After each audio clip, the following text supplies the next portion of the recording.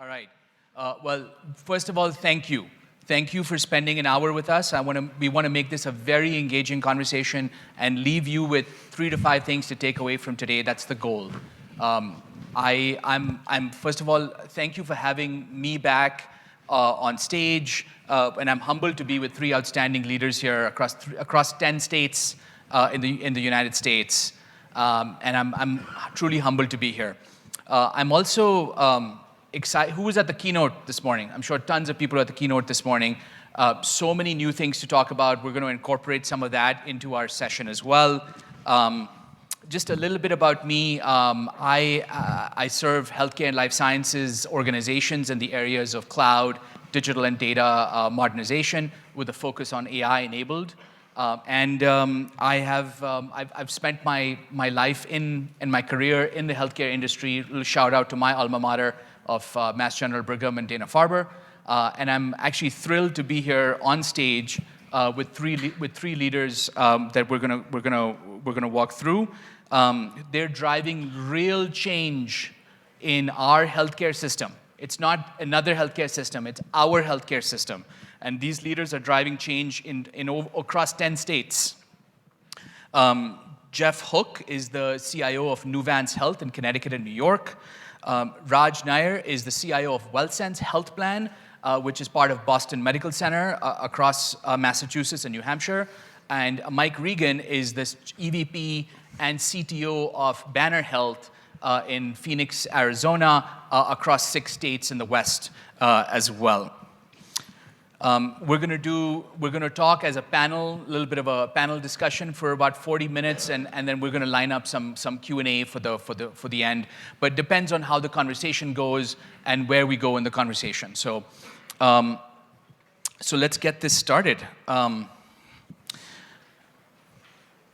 So Jeff, like you're sitting next to me, you're the closest. So why don't you give the audience a little sense of Nuvance Health, your role, and what your mandate is as a CIO. Maybe start with that. Sure. Thank you, boss. And hope to make this a very valuable session for you all.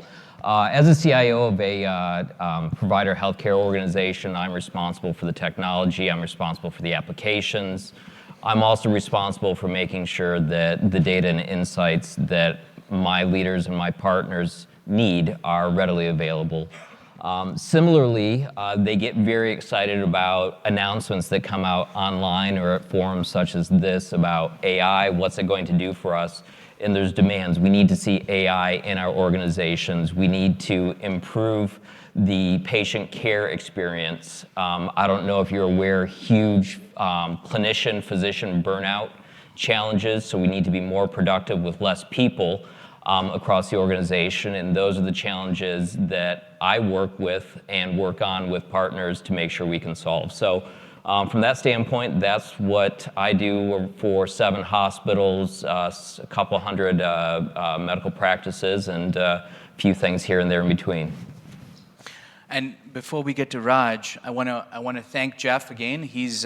This is his not just a returning champion, but 3rd year in a row, so completing the trilogy. Thank you. Right? I could say return of the, but I might infringe on some copyrights. Perfect. Raj, how about yourself? A little background on yourself, your organization, and your mandate would be great. Sure. Good afternoon, everyone. Unlike Jeff, my first time at AWS re:Invent, and first time in a panel with a boss. We'll see if I get invited again next year. So, similar to what Jeff said, I've been in this role for 1.5 years. And really, the 3 big mandates or aspirational tasks for us was really talent in the technology organization. So that's been a heavy focus for me. We've been very successful, thankfully, to really bring in, and there's some great leaders here. The second one was data. We really struggled with data quality. We have to, pass data encounters with state submissions. It was a disaster. So data cloud modernization was, top agenda right out of the gate because there's no stopping the bleeding otherwise. And then we want to be an AI-enabled organization. So anything we do, We want to think AI first.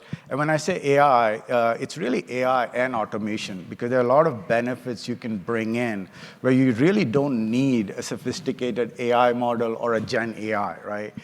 So that's sort of been the focus, in the short time here. How about a little bit about Boston Medical Center and WellSense as well? Yeah, so WellSense, is a health plan part of Boston Medical Center. We operate in the Boston area and New Hampshire. We are a safety net health system, and we have a medical university. We have a specialty pharmacy, but we really serve the Boston area primarily, and then New Hampshire.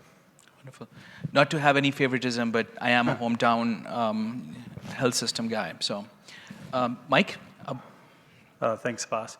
It's great to be here. I'm Mike Regan. I'm the Executive Vice President and Chief Technology Officer at Banner Healthcare.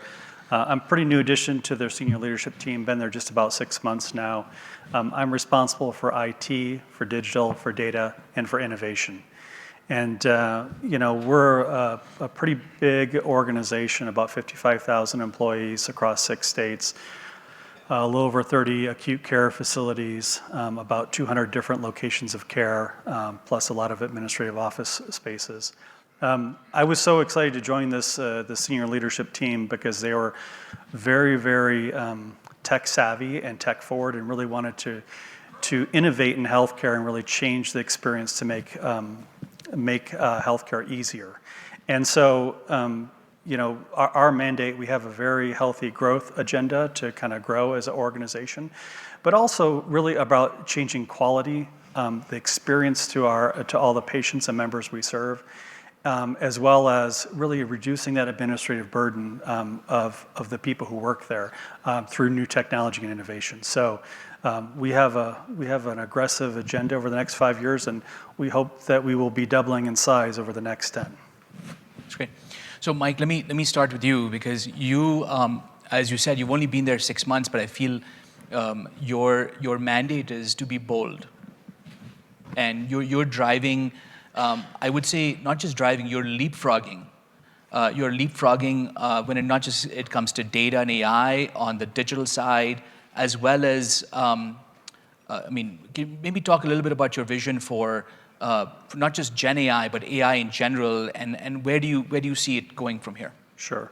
I think, like many of my colleagues up here, this is a new frontier. So I don't think there's like a formula yet that you can say this is how you're going to approach, Gen AI or AI space. I'm fortunate to have exceptionally high quality technical engineering team at Banner who really kind of been driving a lot before I got here too.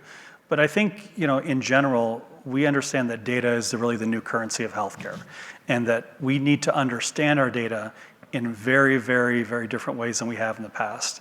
And that means of curating it, making that data consistent, accessible, allowed to be able to apply, machine learning to it, to allow it to be able to augment data collection with Gen AI, with other types of techniques in data science. But I think, our vision today is really to kind of build a best-in-class data platform to really kind of be that center of our technology universe, to leverage lots of different flavors of AI in there. But specifically, we're starting with Gen AI as a way to kind of help on that administrative side and productivity.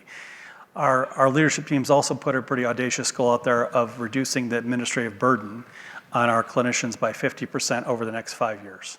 And that is a very, very aggressive goal, but this is really aimed at bringing the joy back to practicing medicine, to improving quality, to be able to take a lot of those administrative unnecessary steps kind of that we do every day, and automate that in a way that allows people, no matter where they're practicing in our organization, to really function at the top of their license. So Raj, let me turn to you, because you, as you said, you've been there 18 months or so, but I feel like you also had a very bold mandate. That and we've talked about leapfrogging as well. You've definitely made news in the industry about your concept of the AI factory. maybe talk about a little bit about what was your vision for the AI factory, and you have a parallel path going, because I think there's a chief data officer in the room here who said to me that you can't really have good AI without good data. Yeah, I mean, I'll piggyback on what Mike said, right? So to me, the data cloud modernization that we are doing is at the heart of everything, right? So, but we don't have the luxury to just wait till that happens. We needed to do both in parallel, with the knowledge and understanding that at some points we may have to slow down the AI till the data catches up, right? So we've started both this transformation in parallel, but without data, you're setting yourself up for a lot of challenges, and frankly, the value realization isn't going to be there. The other aspect of it is AI is super exciting, but it also makes everybody nervous, right? So the reality of it is, if I just look at the IT organization, I strongly believe that 5 years from now, the technology team is going to look fundamentally different than what it looks now. But I want to do this in a very gradual way. So the AI factory is one way to have strategic partners. I don't believe you can really acquire talent internally and be able to do all these things. The other aspect of it is we are a safety net health system. We don't have the funding available to do innovation at scale. Partners like PwC, AWS, make billions of dollars investment. So one aspect of the AI factory and AI in general, we are not willing to take any use case that hasn't already been proven in the industry somewhere, right? Because we are just starting our AI journey in the last year. So that's one aspect of it. We want proven capabilities that we can bring in and make our own. An AI factory allows us to have dedicated folks who are focused on this, have the expertise, because we also need to keep the business running with the existing IT team, right? So that's sort of been the mindset. The other aspect of the AI factory is we're looking at also opportunities where we can build a capability targeted for a specific use case. And then once that's proven out, scale very quickly in other use cases where that same capability is applicable, right? So one example would be your massive documents in healthcare, right? You need to extract few relevant information, and it takes 500, 600-page documents. Your provider contracts, like even today, we get like 30% of our pharmacy, prior auth in fax. I thought fax is going away, right? So you deploy a capability once, and then it allows you to very quickly apply it to other use cases. Without having a factory model for AI, it's very tough to scale and get the 5x, 10x returns. Yeah, right on. I want to double click though, unless Mike or Jeff, you want to chime in, but you are ruthless, I'm going to use the word ruthless, about driving value. You're all about where's the direct impact, whether it's revenue or impact to the patient, cost avoidance, cost reduction, or patient, member experience, right? How do you relate? How did you form the alliance with your business partner to actually do that, and then bring along change management, training? Like you were actually going department by department and trying to make not just tech-enabled change, but technology-led change. That's right. So talk a little bit about that, please. Sure. So, again, I'm fortunate to have really good leadership team, right? That allows me the ability to invest a good portion of my time in the relationship and building that credibility and the equity, right, within the business community. So that's one aspect of it. And fundamentally for me, I don't want to get into a game where you ask for funding and then there's an expectation that you're going to have 30% efficiency, 40. Right. You're constantly chasing ghosts at that point, right? And once you put a number out there, you're held accountable to that. So I wanted to shift the paradigm, right? So I started by saying I'm going to do both these programs. I'm going to fund it out of my IT budget by stopping initiatives that are not delivering value. Right. get these programs going, start showing the ROI, right? And then as you deliver value, the deal I have, sorry to put to the president, so the deal I have with my president and the CFO is a portion of the value generation is going to be reinvested in the AI program, right? So what this has allowed me is, and frankly, this has brought the business also to the table, because they are not stressed about being on the hook for ROI for every use case that gets delivered, right? So these are some of the ways you go about it. But frankly, each business group is in a different level of maturity and willingness when it comes to AI. So the other aspect of value realization, that I had to mentally accept, because like you said, I can be ruthless. You're never going to get the value as soon as you deploy an AI capability, right?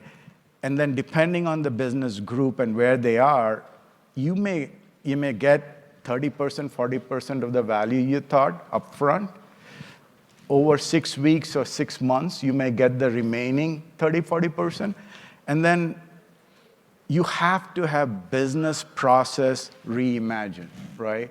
Because what we are really doing now is we're taking existing business processes and saying, where can we automate? Whether it's just pure automation, Gen AI or AI models, right? But that's not the way to really scale. You need to look at business processes and say, how can we completely reimagine this business process? But for that, you need business by your side willing to drive this, right? So you have to first earn that right, build credibility. So that's sort of been the approach. That's right, right on. Jeff, let me come to you because I feel like you were, not just a rebel, but you were with a cause back in 2021. I remember meeting you in early 2021 in the middle of COVID, and you said we have to build a data platform. Nothing else matters. We have to build a data platform, right? And you were also ruthless in your own way in terms of, having the data have the appropriate quality, lineage, your mastering your data, right? Whether it's about patient, facility. You went to that level because you felt how important, and I think as Mike said, it's a strategic asset for the organization. It's the new oil. It's a new currency, right? Tell me about your journey and how you thought about syntactically mapping and normalizing your data first before you go down a more apps or we're going to get into agentic behavior, what Andy Jassy said this morning, but what was your thought process through that? It's probably pretty messed up compared to some others, truthfully. I think one of the things, I've had the luxury or the curse of being in not-for-profit healthcare on the provider side my entire career. I had done process reengineering. Data was necessary to make decisions. I was part of an engineering team doing COBOL. I'm not old enough to know COBOL, but I was doing COBOL. And that taught me a lot of foundations of the data has meaning when you take it and apply it or hand it to someone on the front end. And so seeing how different people were using data to make decisions, you saw a lot of wrong conclusions being made based off data that was in the system. Data gave it to me. I'm supposed to do this. And add one more element, and that is this belief that the EMR, EHR, the medical record system is all things to all people. It is not. It doesn't have the context. It is really a transaction burden for our clinicians. And so put all that together, you realize you have this cacophony. People are trying to make great decisions. You're trying to grow an organization. Mike, you talked about you want to double your size. We had to just grow in order to get the size and the scale. And our CEO saw that we needed data to make decisions. So it was saying we need to move to public cloud because that's the scale. We chose AWS because of the capabilities we saw there. We're still living in a multi-cloud environment. We'll continue to live in a multi-cloud environment. But we've taken it over the years from let's get the foundation, let's get security, let's have someone audit the people that built it. And so there's an element there of teaching us how to use a public cloud safely. That's something, again, a lot of healthcare providers don't have experience in or didn't have experience in 5 years ago. And so it was how to make great decisions. And now what we've done with the data is part of a weekly review with the CEO of how are we doing for our scorecard, how do we report to the board, and that is in our DNA, and we now have a source of truth. And so it was that dogmatic partnership together to say we need to have the data, it needs to be safe, it needs to be fast, it needs to be readily available, and then we can do more with it with the plans of if you have the data, then you can start to pull the strings, you can start to shortcut processes. I wasn't even smart enough to anticipate what AI was going to do to us, and now it's, I think I promised not to swear, but hell yeah, let's go, we have the data, let's do it.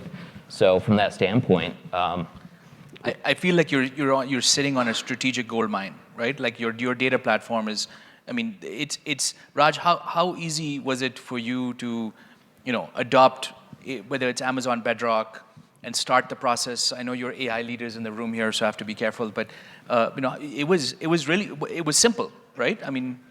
And this is why I said, right, the whole structure of how the technology teams are set up today changes, right? As an example, before there was X number of ETL developers, X number of report, all that concept goes away. And to your point, yeah, we decided we're gonna double down on AWS.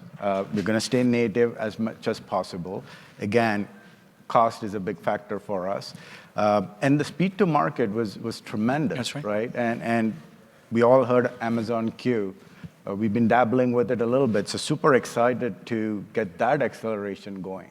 Yeah, I think there was an announcement today about Q Developer having unit testing, regression testing. We've got to get our hands on it, but yeah. Yeah, I mean, and in my prior role, so I was at United Health Group Optum for 12 years. One of the bane of my existence there was test data creation, right? Mm-hmm. And now with synthetic data and with some of the tools available, that is no longer a barrier in many cases, right? And those, it's not as cool or sexy as AI, but it's a game changer. Yeah. Mike, I want to pull you into this because you and I speak about AI, and I know you're literally at the bleeding edge here, right? I mean, I'm not going to speak for you, but you're not just building. You haven't just rolled out the custom stuff. You've actually building RAGs, and you're doing some advanced AI in your organization. But I want to quote what Andy Jassy said this morning. He said, "You need a good model. You need a good model with a good UI, low latency, but customers will not accept a 30% wonkiness of any Gen AI, any application. But you need guardrails to avoid the hallucinations. What are your thoughts on build versus buy? What do you get out of the products, software products? What do you build, and what's your thought process on that?" I thought when you said the keynote, I thought you were going to say, "I'd like to announce," but it's okay. It's okay. There were so many announcements this morning. You can announce. There's so many announcements. I mean, it's impressive, really, what's going on here this week. I think there's a lot of pieces to that. We believe that if you think about kind of strategically kind of where tech is headed, inside of all of our healthcare organizations, it's really going to be a capability that's going to differentiate your organization. I think it's so important now to have that kind of talent in-house, that capability in-house, really have a solid technical team that really understands data science, data platforms, Gen AI, machine learning at a fundamentally detailed level.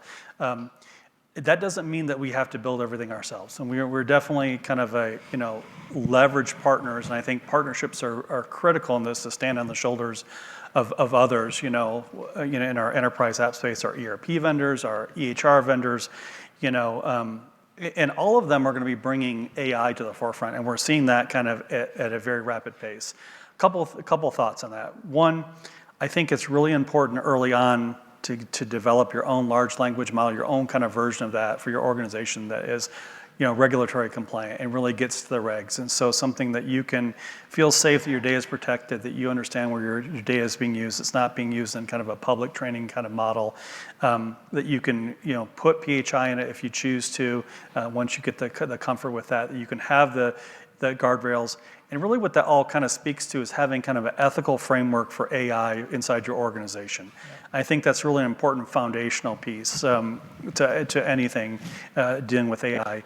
We've kind of recently kind of stood up that committee. It's a multidisciplinary committee. It has everyone from bioethicists to our physician leaders, our nursing and clinical leaders, administrative leaders, that really help us put this through a pace, because in a lot of ways this is bigger than the technology. It's an ethical question about how you're going to use these technologies and how that's really going to play out. And I think there aren't a lot of playbooks for this yet, and we've all seen what's happening with big class action lawsuits in the past. So the most important thing I think really early on is to adapt and kind of use those best practices. We're looking at the White House, guidelines for ethical AI. We're looking at the NIST standards, for AI. CHI is a great organization. It's had a great think tank around kind of ethical use of AI, and really a blend of all of that to kind of really make sure that when we launch something in our organization, whether it's out of the box or with something we developed, that we're doing that with kind of all the safeguards in place that we can. Now, it's so early on. I mean, we all know that we're not going to get rid of 100% of the hallucinations. We're not going to get rid of people using inappropriately. So we have to rapidly learn. I kind of think about the early days of the internet. For those of you around then, we also put up web filters. Those web filters didn't work great in those first couple of years. They worked okay, but there was a lot of getting around those things. And same thing when you want to text your customers out there. How do you get text to someone's cell phone? A lot of mechanics in there. Now it's ubiquitous about how we communicate with people. We're kind of the same stage in AI today, where we're just kind of touching that, and there's a lot of that safeguards and that kind of framework that you got to put in place. With that being said, I think it's just as important to have that in-house capability to develop your own. This is going to be your core strategic asset, and you really need to have that capability in your organization. Yeah. Could I just add on to that? Because I think that's really important. My healthcare organization isn't quite as large as Banner, and so our investments have had to be kind of self-funded or finding the resources, and I don't mean that in any slight in any way, because you do have to build it, and I think that's the emphasis. Whether you're a huge organization or a tiny organization, you still have to build that in-house capability, or else you're going to continue to be at a disadvantage. I think the other element that Mike hit on that I want to emphasize is having the multidisciplinary group assisting you. I brought in compliance, risk management, quality, to set guidelines, to create a policy. The policy probably is already stale since everything changes so quickly now, but from that standpoint, it was really about how do we plan, how do we protect our patients? Because Boss, I think in your opening statement, AI does terrify me. It's really awesome, but enough of us have watched science fiction movies or books or whatever it is, to have our own paranoias about these things. But then how highly regulated we are in healthcare, how often someone else loses my data in healthcare, things like that you're always at a risk, and you are responsible for caring for your community. And if something bad happens to your patient, you take it very, very personally. And so I think it's important to have that group, have those building blocks, and then you can start to build the capabilities of talent around that building block. I don't know about you guys, but we're still struggling of how do I evaluate? Do I evaluate the model? Do I evaluate the success rates? Do I evaluate hallucinations? And so there's kind of different buckets we've been looking at to try to get through the difficulty, because this is happening very quickly, and I have more people and more physicians telling me how they want to fix their world, and I know nothing about the technology because it's somebody that just got FDA approval and they're bringing it in and saying, this is AI, let's go. Plus, in 50 days, this is all going to change. We have a new Secretary of Health and Human Services. We have a new leader for CMS. Right? I mean, AI, the deregulation of AI could come up as well. I mean, I'm obviously forecasting here, but... Well, we've already seen the FCC nominee, and again, that's been a battle back and forth about how regulated that's going to be. So I think there's a whole lot of regulation we're going to see repealed. What does that mean? I think it will mean, well, I don't know what that means, so I'm not gonna get up on that soapbox, but I think we're gonna see a lot of regulation repealed, but what does that mean for us in application? It's gonna keep us busy. Very busy. So maybe take this in a little bit of a different direction. How, Jeff, and I'm going to start this with you, is you've been on this journey for 3+ years. How have you taken your IT organization with you, upskilled, retrained, added the right people? Like how? I mean, this is, as you said, talent is so important for you in your organization. Yes, you have capacity issues, you can flex up and down, but how have you taken your team and brought them with you on this journey? Not well enough, Abbas. I mean, truthfully, I feel like I could do so much better, and seeing what some of the other people around me are doing. I really felt that it's important to invest in data in the team, and so making sure that we continue to reinvest resourcing. And so as I reduce some of my data center footprint, I'm going to move those resources into my analytics and AI areas. And so making sure you hire the right people. At one point, my data and analytics, which is where we house our AI as well, was the department that had the highest first-year turnover, because it was so hard to evaluate, does your resume actually match what you say you can do? Do you understand the concepts? And so it's with patience, it's with partnerships, and then it's bringing other teams on board as we started building tools internally, built a RAG to start helping our EMR developers so they could see what code is actually running within our Cerner Millennium platforms. And so as others saw how that works, then the light bulb goes on for my service desk. Well, can I get better with the calls I'm receiving? Can I get better? And so it's been a slow process, but everyone's seeing the horizon, but they're also seeing that it's process-driven, it's data-driven, and it's not magical. And so I think we all understand it's still hard work and a lot of change management. Yeah. Raj, let me ask you the same question. I know you've hired some great leaders on your team. How are you thinking about this from a not just a capacity, but skill sets, and how do we keep the good skill sets and grow the organization for the better, right?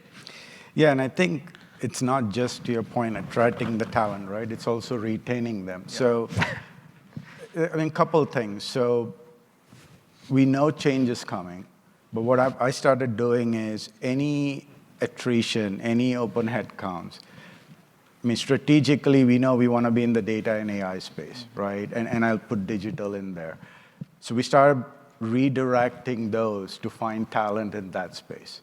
And then some of our core applications there, we're pretty comfortable. We have a good bench strength. We started leveraging partners to add capacity there, right? So we first started saying what's strategic, where we want to go. And then, you also want to have like more junior talent that you bring in. So that's an investment you make. It takes over time, I don't want to sit here and say we're doing great in that aspect, but that's an element of the strategy we want to bring in. Yeah. And then we are leaning on strategic partners like yourself, right, to bring in that thought leadership, because when you want to scale up or you want to pause, if you're fully staffed internally, it's difficult to do that, course, yeah. Right? So you need to have the sort of a team structure that enables you to flex up or down. Yeah, and the market matters, right? I mean, you happen to be in Boston. 100%. We're thankful, and we were just talking about it before this panel. We are fully remote now after COVID, right? Which is now allowed. So I'm remote, right? Otherwise, I wouldn't have joined. And I'm able to attract talent all across the country, whereas before we were very restricted in the Boston market. So that is one element, that is really helpful. As long as you're not hiring from Danbury, Connecticut, or Phoenix, Arizona. Right? Exactly. And I'm sorry, I know you're going to get this, Mike, but for the audience, not-for-profit healthcare does not have stock options or equity. It is your salary, and that's it. And so incentivizing, it's an old school model, but incentivizing and retaining the talent, a lot of it is you train them, they find a better job, You hire someone else, you train them, they find a better job, and it's a kind of a revolving door. So the retention, the training, the knowledge management is super crucial through that. And so I think that's one of the pains just to consider if you're thinking of either as a partnered with us or as a provider. Those are some of the strategies you'll have to think through how we go. Sorry, Mike, I didn't mean to totally jump in there. No, hot potato over to you, Mike. No, I've been in healthcare IT for over 20 years. I won't say how long exactly, but this is the most exciting time of my entire career. I mean, I finally feel like it's to the point where we're going to do something that's really going to change and have that impact in care. And in healthcare, people don't come for the money. They come because they have a sense of mission that they really want to, make a difference in people's lives and their communities. They really want to solve things for the social good of, the community they serve. And I've been, on that bandwagon for my whole career. And frankly, it's been tough. It's been tough because you go through, do projects and you really would get a small incremental improvement, to the quality of a patient, a journey or something like this. And I kind of feel like we're at that cusp now of really being able to change things. And I was going to tag into what Raj said about ROI. Healthcare's got a long journey and we can really reinvent ourselves. I mean, there's a lot of low-hanging fruit. We do a lot of crazy things for, I don't know what the reason is, but I think they said 30% of the healthcare costs in America are administrative. We can wipe that out with automation and AI. We can really do justice to those people we serve and reduce that cost of healthcare. And so, I'm excited. The vision and where we're headed to just seems kind of, finally we're kind of reaching that light at the end of the tunnel and it's not a train. It's actually, we're gonna make a big difference and we're gonna make a kind of monumental leap forward and really be able to provide the right kind of healthcare that people deserve. And so I'm excited about that. I'm excited to be part of that vision. And I think that's hopefully the thing that's going to attract the talent and get the right kind of people to come to work every day. Is that there's this really exciting vision about where we're taking things and the people we serve, and we're able to kind of finally capitalize on that because the technology's caught up to that. And I was thinking of when you're talking about ROI and that thing, there's a lot of qualitative things that really are going to make a big difference. Just your doctor being able to look you in the face instead of into a computer screen while they're doing the visit and have ambient voice taking that note for them and NLP processing in the background, and so that they actually are having a moment with that patient in a way that is one of their most vulnerable points of a person's life, and they're going to be able to actually be a little bit more personal, and that's going to have a whole different experience for that patient to have. That wasn't 5 years ago, that really wasn't a reality. We couldn't really do that. And so I think that's the exciting, part about healthcare, AI, and this new technology is really that we get to transform an entire industry that so badly needed it. Yeah. So it sounds like I hear the word business model reinvention, almost. I think everything reinvention. There's just so much opportunity with this. Yeah. Every day, I think one of the biggest hurdles we're going to face is data literacy. Is really how do we kind of educate our leaders, our people, our clinicians, all the people who work in healthcare, really to take advantage of this technology in the short run. I don't use AI enough today in my day-to-day operation. I don't, and it's something that I am, every day trying to force myself to how am I going to change my own work processes to use this with. And it's a challenge I have for myself in 25 coming up here, but you think that about all those complex processes that we have across healthcare, it's a big learning opportunity. It's a big change management opportunity in healthcare. Jeff, I think you've mentioned data literacy to me about 50,000 times. Yeah, I'm kind of like a broken record that way, and I'm sorry. I think it's very important. There's a magic about IT. If you talk to a nurse on the floor or a tech, they don't care. They don't even know what multi-factor authentication is. They just know they have to push a button after they put in their password, et cetera. So there's this magic that's going on in frustration. And to Mike's point, we completely, I don't want to say ruined, but we ruined some beautiful care moments because it's all about documentation. It's all about going into a chart, and we're saving lives, we're increasing quality by doing that. But we have taken the joy, and it's cliche to say it, but we have taken the joy that these people have sought. How many how many nurses want to come work in the technology field? Because if they're going to be in a computer, they might as well get paid a little bit more and not have to lift bariatric patients. And so that magic needs to be removed, and we need to make it easy for them. And that's, again, where I'm really excited as we're looking at ambient, as we're looking at video and image distillation. Dare I say Amazon Nova and Nova Real? You can dare say it, sir. That's important because as you look at how the transformations are going, physicians are used to dictating and making statements about a patient. Nurses, they roll up their sleeves and get the job done. They're not talking about it, they're doing it. And so that image and video recognition will be a way to start to distill what is actually happening and reduce some of the documentation effort. It's not going to be them speaking to a microphone. So I think what we're seeing is the tools. How do we apply it? We're going to mess it up. I think, the dawn of the internet, I was that guy that was trying to get past the filters. I didn't realize I was a curmudgeon.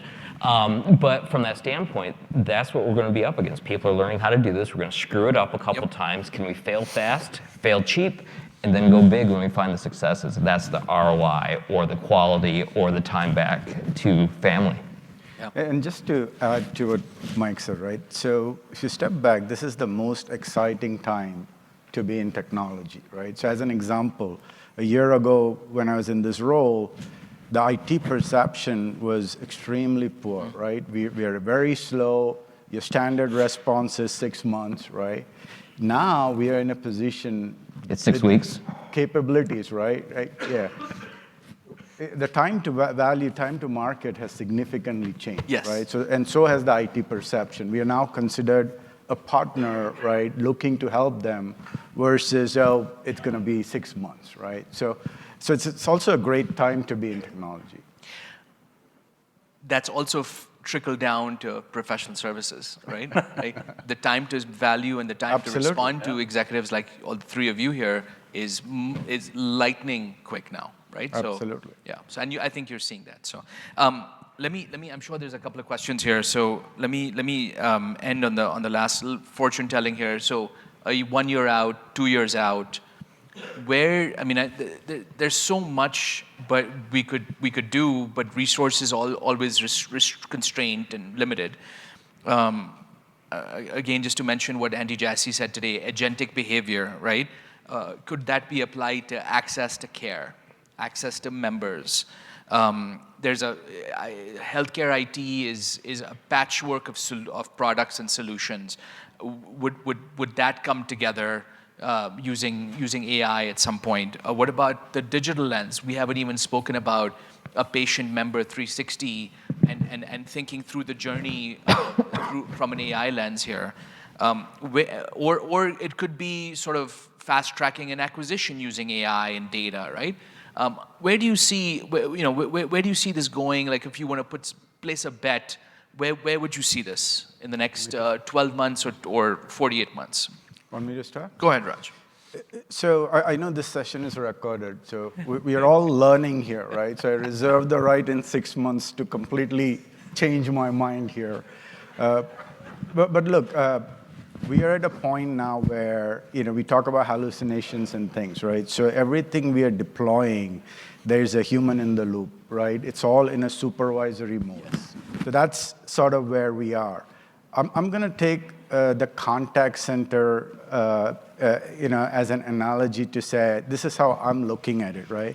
So if you look at that industry, you have virtual agents now, which are fairly sophisticated with the speech-to-text capabilities, et cetera, where they're able to handle quite a number of types of calls, very successful, in many cases better than real agents, right? And then you also have the agent assist capability that sits on an agent's desktop as calls are coming in, and in real time, they're providing recommendations, right? So I'm taking those two analogy and saying, this is how I see AI, right, in an aspirational mode. So I'm looking at virtual agents deployed across all business processes where it makes sense. It could be in a supervisory mode to begin with and might always stay there. Some might move on to being truly autonomous, right? And then I'm looking at this concept of an AI assistant, right? Each role having their own Siri, so to speak, right? So anything Or you Rufus need, or Alexa. or yeah. Doofus, right? Or Rufus. So that's sort of how I'm looking at it, right? Yeah, Like, so every role will have an assistant, and every role, every business process will have agents deployed. Wow. Mike, what do you think? Yeah, I agree. I think the healthcare ecosystem, and that's what I really think of this as, the ecosystem that a patient, a member out there, it really has, a finite kind of journey today in healthcare that is really, a lot of it's like an in-person kind of visit. And I think that ecosystem is going to fundamentally change, and healthcare is going to be part of our daily lives in a very different way as we kind of go forward. And I think connecting all those points together in harmony is really going to be the big aha moment for healthcare over the coming years here, is that, so many times we talk about gaps in care, or we talk about, health maintenance or these kind of preventative type of things, but it's so difficult to really kind of connect and reach and all those patients and members and be able to interact with them. And I think hopefully this removes a lot of those barriers, that connection, so that we're kind of integrating into your daily life in a more seamless way that allows us to assist at the right moment, at the right time, at the right place. The right message to the right patient or member. Yeah. The right intelligent message to change, with the right modality to change behavior. Yeah. Right? And I think the foundation of healthcare is really built on trust. And I think that something in my career, as I've kind of been a part of global healthcare all over the world, I really value about America is really this kind of angle about the trust, and really the trust that patients, members put in healthcare organizations here, and to be able to protect that data and act upon that in a very ethical framework. And I think that's very unique, and so in our industry. And so I'm so excited about the future and about connecting these disparate parts of healthcare all over to really be in service to the patient and member in a different way, and hopefully just catapulting healthcare forward in a totally different light over the coming years. Jeff, what about you? A little bit of fortune telling. How far into the future do I get to go? 2 years? I'll give you a All right, 2 years. softball. Thank 2 you, years. appreciate that. I'm going to be maybe a little more mundane. I think in 2 years, you're going to see competent process engineering for a lot of the administrative tasks, because that will be a prerequisite to underpin, to find those savings that we're talking about. And so I think, much as Raj has said and Mike has said, you're going to see intelligent agents pulling the data, providing it, but it's going to require somebody to understand the processes and the context to help move that along. And so we can buy all we want and subscribe all we want, but if the users aren't being able to deliver or get to that end point, it really just kind of ends up being a work in progress. So I think we're going to see a lot of that back office being very sophisticated. I think it's the second bit I would look at is we are going to have trustworthy ambient listening or other elements that are looking at helping our caregivers. Probably one of the most urgent things we have, and I started with this, is a staffing shortage. It's not that we don't want to open beds, it's we don't have staff. We can't afford to pay premiums, et cetera. So it is about finding how can we eliminate the documentation and how do we improve the automation or the understanding of the context of the act that was made. So back to that data literacy, it may become action literacy. Can I take an action, pull that out, put that into the EHR, put that into the data store, and then push the next best action? So I know that was probably pretty safe for 2 years, but I think that's where we're really going to focus our energy and our investments as an industry. The realist has to keep the optimist balanced. I'm pretty boring. Thank you to all three of you. It is truly humbling, and I've learned so much from all three of you, and I truly appreciate and always be grateful for your time. So Thank you. Thank you. Thank you all very much.